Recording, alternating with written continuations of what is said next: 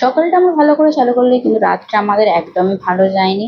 তো চলো তোমাদের সাথে সবকিছু শেয়ার করা যাক। তো সকালবেলায় আমি এখানে ব্রেডটা সেঁকে নিচ্ছিলাম বাটার দিয়ে খাবো বলে। তো ব্রেডটা আগে সেঁকে নিয়ে তবে বাটারটা মাখিয়ে নিয়েছিলাম, দিয়ে একটু চা করেছিলাম, দুজন মিলে এটা দিয়ে সকালের নাস্তাটা কমপ্লিট করে নিয়েছিলাম। দিয়ে সে কাজে চলে যায়, আমি আমার কাজে। আর আজকে আমার মেনুতে বানাবো আমি বিরিয়ানি, চিকেন বিরিয়ানি। আজকে ছুটির দিন নয়, কিন্তু তাও খেতে ইচ্ছা করছিল, তো খেতে ইচ্ছা করবো, বানাবো না, এটা হতে পারে। তো আমার যে ভাবা সেই কাজ, বিরিয়ানির চালও রেডি করে নিয়েছে, আর আমার সব কিছু ছিল, তাই জন্য আর কোনো টেনশন ছিল না। বিরিয়ানির চালও ছিল, ঘরে চিকেনও ছিল একটু, তো ভাবলাম দুজনের জন্য করবো, তো এই চিকেনই আমার হয়ে যাবে। তো আমি সব কিছু এখানে চিকেনটা বরফ গলাতে দিয়েছিলাম, আর চালও ভিজে দিয়েছিলাম, আর তো মশলাপাতি কেটে কুটে রেডি করে নিয়েছিলাম। এখানে আলুটা ভাজতে দেবো, পেঁয়াজ ফেঁয়াজ সব কেটে রেখেছি। যে জানো তো, পেঁয়াজ কেটেছি, পেঁয়াজের ব্রেস্তাও বানিয়েছি আমি।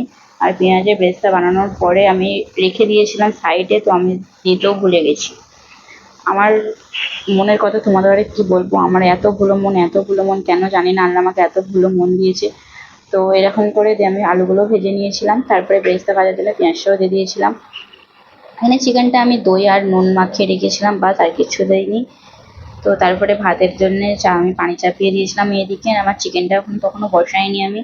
তো ভাতের জন্য পানি চাপিয়ে যা যা গোটা মশলা লাগে সেগুলো দিয়ে দিয়েছিলাম। তো তারপরে আমি এদিকেও চিকেনটা চাপাবো বলে রেডি করে নিয়েছিলাম, চিকেনটাও আমি চাপিয়ে দিলাম, যে এখানে ভাত হতে হতে চিকেনটা হয়ে যাবে। আর আজকে আমি বিরিয়ানিটা একটু ছোটো হাঁড়িতেই করবো, কারণ কম করব, বেশি করবো না, তাই জন্য আমি ছোটো হাঁড়িতেই করবো, বড় হাঁড়ি বার করার কোনো প্রয়োজন নেই। তো এখানে ব্রেস্তার জন্য পেঁয়াজটা আমি আগে ভেজে নিয়ে তারপরে এতেই আমি চিকেন করে নেবো। দেখো, তোমার সাথে কথা বলতে বলতে আমার কত রান্না আগিয়ে গেল। তো সব কিছু কমপ্লিট হওয়ার পরে আমি ভাতটা সাজার সময় ভিডিও করতে পারিনি, কারণ আমি একা, আর স্ট্যান্ড লাগানো হয়নি তো আমার। তো তাই জন্য আমি ভিডিওটাও ভালো করে করতে পারিনি। তো দেখো, কথা বলতে বলতে ভাতের পানি ফুটে গেল। তো ভাতটাও আমি এখানে চালটা দিয়ে দিয়েছিলাম, ভিজানো চাল। তো এখানে চিকেনের জন্য সব কিছু দিয়েছিলাম কড়াতে, গোটা তেজপাতা আর গোটা জিরে এগুলো দিয়ে দিয়েছিলাম। আর এটা চিকেন আমি হামেশাই দিয়ে থাকি। তারপর চিকেনটাও দিয়ে দিলাম, আর চিকেনটা আগে একটু ফ্রাই ফ্রাই করে নিয়ে তারপরে আর কি পেঁয়াজ আর টমেটো দিয়ে দিয়েছিলাম। তো এখানে দেখো সব রেডি, ভাতটাও আমার হয়ে গেছে, ভাতটা এখানে ছেঁকে নিয়েছি। তো ভাত ছেঁকে নেওয়ার পরে চিকেনটাও আমার হয়ে গেছে, তো ভাবলাম ভাতটা সেজে নিই। তো ভাতটা সেজে নিয়েছিলাম, জানি না কতটা আমি সাজার ভিডিও নিতে পেরেছি, যেটুকু নিতে পেরেছি সেটুকু তোমাদের সাথে শেয়ার করে দিয়েছি। তো তলায় আমি একটু এরকম দিই ঘি আর সাদা তেল আর একটু মশলা দিয়ে দিই, তারপরে ভাত দিয়ে দিয়ে দেখো সাজা হয়ে গেছে। দেখো লাস্টে খালি একটুখানি ক্লিপ নিয়েছি। তো আমি কালার বেশি দিইনি, একটুখানি জাস্ট দিয়েছি, বাকিটা আমি ফেলে দিয়েছিলাম। আমার কালার আর ভালো লাগে না, তাই কালার দিই না। আগে আমি প্রচুর কালার দিতাম, এখন আর দিই না আমি সেরকম কালার। তো বিরিয়ানি মশলাটা উপরে ছড়িয়েছিলাম, আর দেখেছি আমি এখনও ব্রেসটা দিইনি, খুব ব্রেসটা দিতে ভুলে গেছি। আমার মনটা যে এতটাই, আমার যেখানে আমি ব্রেসটা রাখা ছিল সেখান থেকে আমি দুধ পাউডার নিয়েছি, কিন্তু তাও আমার ইয়াদ করিনি ব্রেসটার কথা। তো এখানে বিরিয়ানি কমপ্লিট আমার, আর সে খাওয়া দাওয়া করতে চলে এসেছিলো, আর এই ভিডিও ক্লিপগুলো সেই নিয়েছে, আমি নিতে পারিনি। আর জানো তো, বিরিয়ানি লাস্টে যখন আমার ইয়াদ পড়েছিল তখন বিরিয়ানির হাঁড়িটা খুলে আমি উপরে একটু ব্রেসটা ছড়িয়ে দিয়েছিলাম। তো বিরিয়ানিটা কেমন লাগলো বলবে দেখে। আর বিকেলবেলায় খেয়েছিলাম পপকর্ন দিয়ে। সন্ধ্যেবেলার দিকে আমি আমার বান্ধবী দুজনে মিলে ওর ঘরেই বসেছিলাম, ও রান্না করছিল তাই ওর বাড়িতেই বসেছিলাম আমি।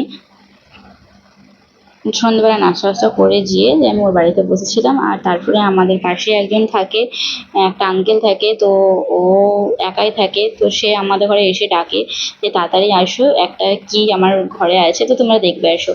তো আমি আমার বান্ধবী যাই, দুজন মিলে দেখি কিনা সাপ। দিয়ে আমরা তাড়াতাড়ি রেস্কিউওয়ালাকে ফোন করি, নিচের যে আন্টিদের ঘরে বলে রেস্কিউওয়ালাদের ফোন করে, তারা আসে, এসে ধরে। তো আমাদের ঘরে খুবই ভয় লাগছে, কারণ আমাদের কদিন আগেই আমার বান্ধবীর ঘরে বেরিয়েছিল সাপ। এক সপ্তাহ এখনো হয়নি, দিয়ে আবার একটা বেরিয়েছে, আর যত সাপ সব আমাদের ওপরেই বেরোচ্ছে। এই জন্যই প্রচুর ভয় লাগে, আর আমার সাপ খুব ভয় লাগে। তো এখানে সাপটা তারা দেখছিল আর বোতলে ভরছিল, আর সাপটা ঢুকতে চাইছিল না বোতলে। তো আর নিশ্চয়ই এত পাবলিক হয়ে গেছে, আমি জানতাম না যে এই মুম্বাইয়ে কেউ সাপ আর কি এমন করে দেখে। আমাদের দেশে হলে তো সাপ রেগুলার বেরোতেই থাকে, রোজ রোজ বেরোতেই থাকে, আমাদের ওখানে কমন ব্যাপার। কিন্তু এইখানে এতটা আমি জানতাম না। তোমাদের ঘরে দেখাচ্ছি কত মানুষ এখানে দাঁড়িয়ে ছিল, কত মানুষ, আর সবাই ফটো তুলছিল সাপের। আমি খালি উপরে দিয়ে তাকে, আমরা বাঙালি যেগুলো ছিলাম সবাই মিলে ভাবছি যে এরা কি সাপ কোনোদিন দেখেনি। দেখো কত পরিমাণে ভিড়। আর আমরা তো সাপ সবসময় দেখি, যারা যারা গ্রামে থাকে তারা সবাই ভালো করেই জানে যে সাপ আমরা রেগুলার দেখতেই থাকি। কিন্তু এরা দেখো সেলফি তুলছে, ফটো তুলছে সাপটাকে নিয়ে, কত কিছুই না করছে। আমার ভিডিও ছিল এতটা বন্ধু, দেখা হবে আমার নেক্সট ব্লগে। ভিডিও যদি ভালো লেগে থাকে তাহলে ছোট্ট করে একটা কমেন্ট করে আমাকে জানিয়ে দেবে।